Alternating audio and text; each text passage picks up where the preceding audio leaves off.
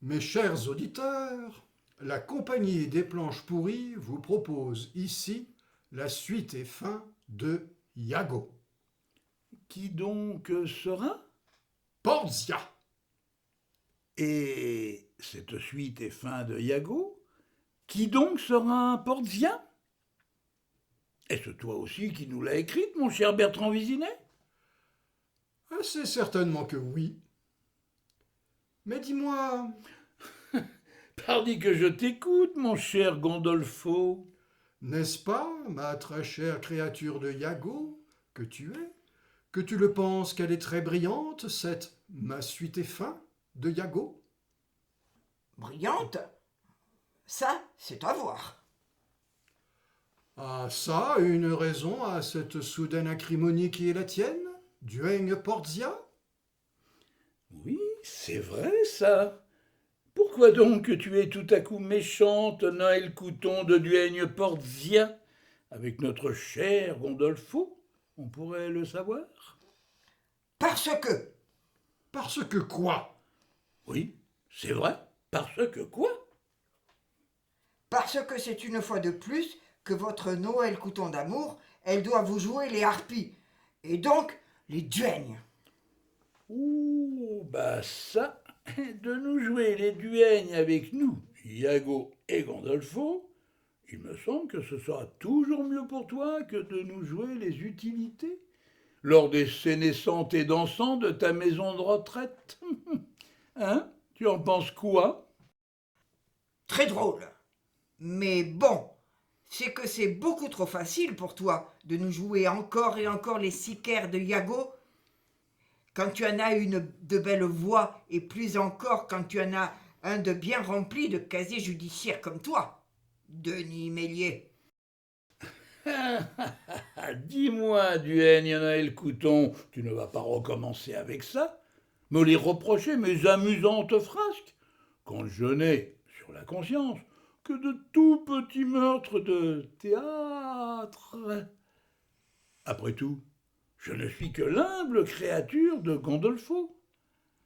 Et donc que ce n'est qu'à lui, qu'à ce dernier qu'il faut te plaindre de mes, il est vrai, passablement douteux comportements. Tu ferais mieux de te taire quand tu n'es que le complaisant larbin de complice de ton maître de Gondolfo.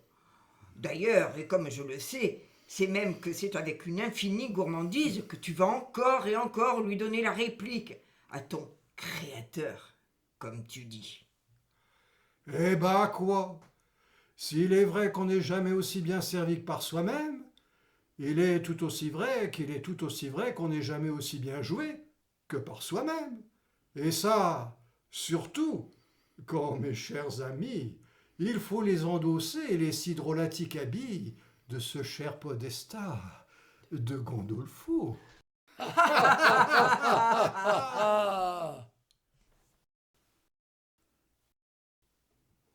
Yago, on pourrait le savoir où tu te caches? Comme tu le vois, sous les griffes de ce moineau qui, retors, impudent et même bravache, ose se faire un perchoir de mon noir chapeau. En vérité, En vérité? en vérité, c'est aussi qu'il est très heureux de la pétillante escorte du Noiselle, qui bien sûr s'effarouche des étincelles qu'on lui escarbille à millions dans les yeux. Autant te dire, ma chère duègne Portia, qu'ici, ces deux inénarrables jouvenceaux, ils nous roucoulent le coquin galimatia qu'on attend seulement des encore puceaux. Ainsi donc, sous le pourpre de ce cafetan, un de ceux qui vous coutument son ottoman, ce serait vraiment bien toi qui serais assis sur le rebord de la fontaine de César? Ma chère Portia, ma chère ébauche d'ami, si, et par le plus désopilant des hasards, tu nous parles sous cette lune qui brille du puits de notre Piazza della Cisterna, alors tu le verras en effet, l'incarnat de ce qui me tient lieu de riche guenille. Admettons. Toutefois, c'est qu'on y voit goutte et que moi, je ne te reconnais pas du tout. Et quand ce lumignon il macule ma joue, Portia, Est-ce que c'est encore que tu doutes? Ah, eh bien, est-ce bien ton Iago cette fois? Ma foi, comme ça nous brasille dans la nuit tes yeux de visqueuse et perfide lamproie, il est vrai que je le sais enfin, quel Iago il ose de nouveau hanter de ses délits l'éternel touffeur de San Gimignano. Ah, morne couille, c'est que nous y revenons à l'insolente bourrasque de tes crachats. Cependant, surtout, prends garde, duègne Porzia, à ce que tes noirâtres et fielleux postillons ils ne s'en viennent pas gâter la rouge soie de ce manteau qu'on ne porte que chez les rois. Oh oh, serait-ce là comme une menace? Qui sait? Oui, qui sait, cher et sénescent débris? En tout cas, oui, en tout cas, fais-en ton profit. Qu'à propos de la renommée de ce manteau, que donc je m'honore de porter sur le dos, Ah ça, je t'écoute, mon consternant paillasse. que c'est qu'elle te conseille la tempérance, quand c'est chaque aujourd'hui qu'un terrible puissant il en rudoie de sa douce bienveillance, et la soie, et la moire, et le dévouement. Présentement, tu nous parles du podestat. Sait-on jamais? Et même, sans doute que oui. Eh bien, quel naïf tu nous fais, mon pauvre ami, quand tu te gaves des miettes de ces repas. Ah donc, ainsi donc que tu médis sur Iago, selon toi, il manquerait de sagacité? Est-ce bien ça, truffe et museau de corbeau? Est-ce bien ça, parangon des sycophantes? Est-ce bien ça, stipendié-mouche du coche? Est-ce bien ça, ce que tu veux nous caqueter? Allons, aspire à la bave malfaisante. Le tout de ta médisance est maintenant qu'il faut ici nous le vomir de ta poche. Ah, moi, ce que je dis seulement à Iago, c'est que je le sais, que c'est à longueur de temps qu'il se laisse embabouiner par Gondolfo, même que ça fait des années que ça dure. Et quand donc qu'on y viendrait, je te prie, Porzia, aux arquelinades de cette imposture? Par exemple, dès qu'il se commet à ton bras, Gondolfo, ce si précieux ami de 30 ans, Oh oh. Ah ça. Quel est ce ragot que j'entends qui donc ose dénigrer un vrai ami? parce que tu le crois vraiment que Gondolfo, il a des mamours qui te caressent le dos à l'égal d'un commencement de vrai ami? Pour sûr. Quand moi, je ne pense pas comme toi.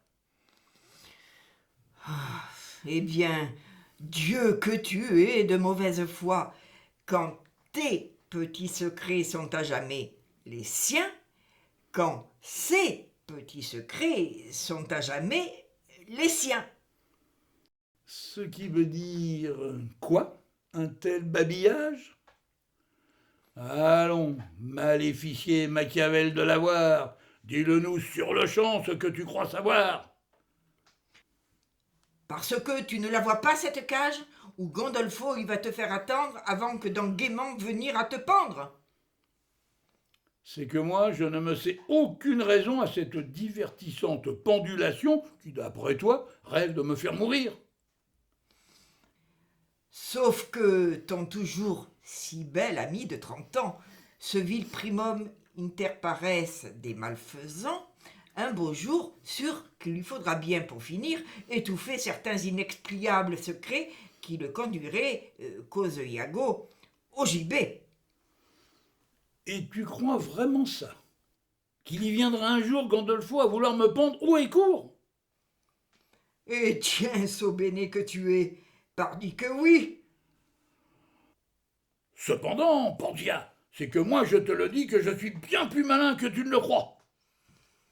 Sauf qu'en leur temps, ils étaient 3 sur la croix. Pourquoi donc ris-tu? Est-ce de moi, je te prie? Non pas, quand il me fait rire, ton trait d'esprit. Aïe! Quoi? Aïe! Oui, aïe! Quand vois-tu que notre cher Lucifer, c'est sans jamais crier gare ni sommation qu'il vient de monter à l'assaut de mon chapeau. Bon sang de bois, c'est qu'il vient d'oser me faire, dans la viande de ma joue et de mon menton, un sillon qui ne guérira pas de sitôt. Ah, je te le dis, Portia, que ce maudit chat, que c'est bien un suppôt de Satan que voilà. Dis-moi, cause la griffe de ce cher greffier, rassure-moi, saignes-tu comme au vice? Assez pour que mon gant déjà en rougisse, assez pour que ce matou il aille au bûcher. Aussi, souffres-tu, reliquaire pour bubon? Assez pour gémir une agonie de juron. Eh bien voilà qui est bien, et même très bien. Oh, oh. Funeste et vicieuse gale du chien, ici pourrait-on la connaître la cause de ta soudaine et gratuite dureté? Ah, ça! Lubrique mes 20 baisers pour lépreux, quant à m'estourbir de tes viles calomnies et de tes louches diffamations de harpie. C'est quoi donc qu'il a à nous limer, ton baveux? Seulement que si j'en ris de ta nécrose, c'est parce que tu l'as à foison mérité de te connaître l'un peu des doléances que tes pratiques elles auront hier subies. Ceci cause toutes tes larcins grivelleries et autres toujours térébrantes violences. Ah, c'est encore qu'il faut que tu ris, Iago. Tout de même, tu ne manques pas de culot, quand sans même un commencement de pitié, tu viens d'expédier un indigent débiteur qui, aux yeux de son impitoyable prêteur, par trop lanterner son mal de liquidité. Vil chicaire, allons, moi je le sais très bien que l'ourlet de ton féroce et cruel manteau, il vient de l'essuyer, ton folâtre couteau. Et puis, n'est-ce pas aussi que les 10 sequins que tu lui as carambouillés à ton client, ils les rougissent, tes paluches de méchants? Bah, c'est effronté qui dame, ma chère Duègne. Pardi qu'il n'avait qu'à régler sa dette à temps. Voilà tout ce que j'ai ici à te dire.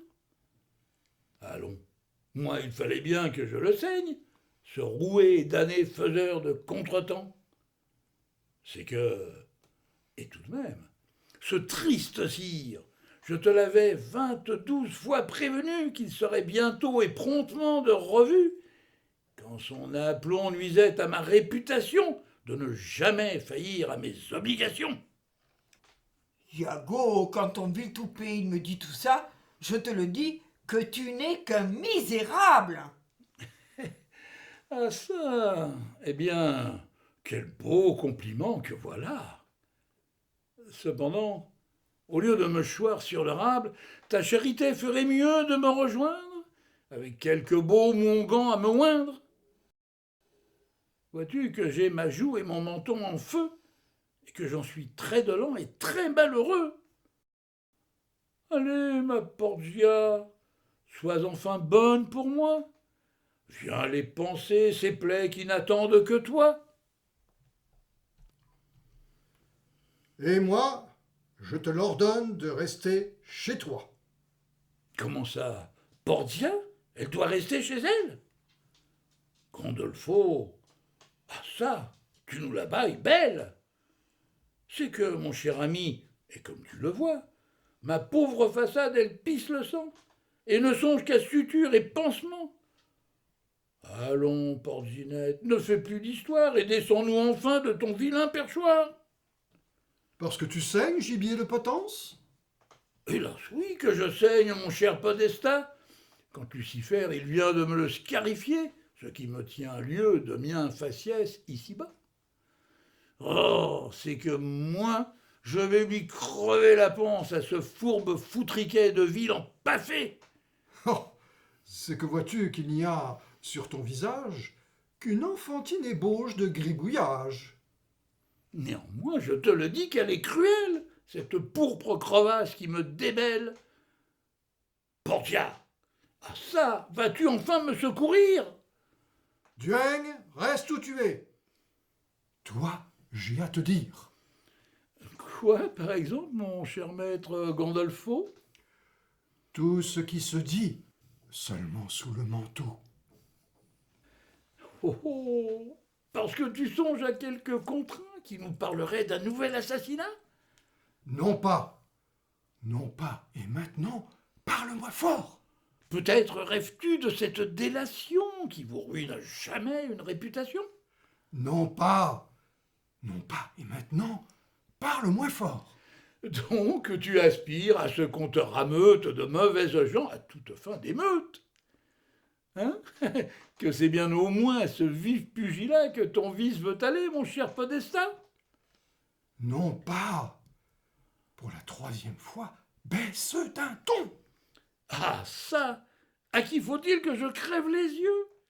À qui dois-je offrir le jugement de Dieu? À qui dois-je fustiger sans coup de bâton? Allons, dis-le-moi que je te compte en sequin le coup et la façon de mon vil tour de main.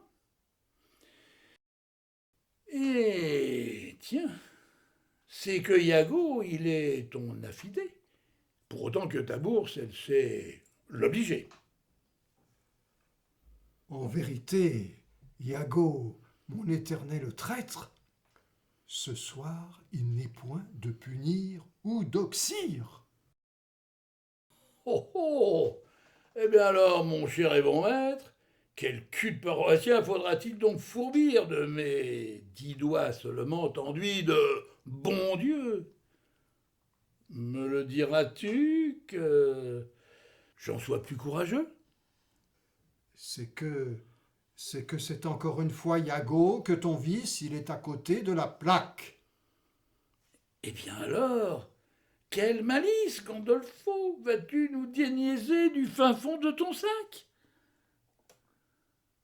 Nulle rouerie quand ce soir, moi, je reçois. J'imagine des gens qu'il faudra que je noie. Hein? Que pour finir, que c'est bien tout comme ça que les ortolans de notre cher Podestat, ils auront depuis le jus de leur soupière comme des flatulences de cimetière? Nullement, Iago, quand tes vaines moqueries, elles se trompent et se fourvoient du tout au tout. Mais dis-moi, mon très cher coulis de Clistère, le sais-tu que si tu voulais bien te taire, tu pourrais sitôt entendre de ma bouche ce qui te mettra sitôt l'eau à la bouche. Ah, ça, mon si bon maître, dans ces conditions, maintenant que je m'y faire à ton hameçon, crois-moi que c'est sûr que c'est jusqu'au bout du bout que je vais l'écouter, ta tienne causerie.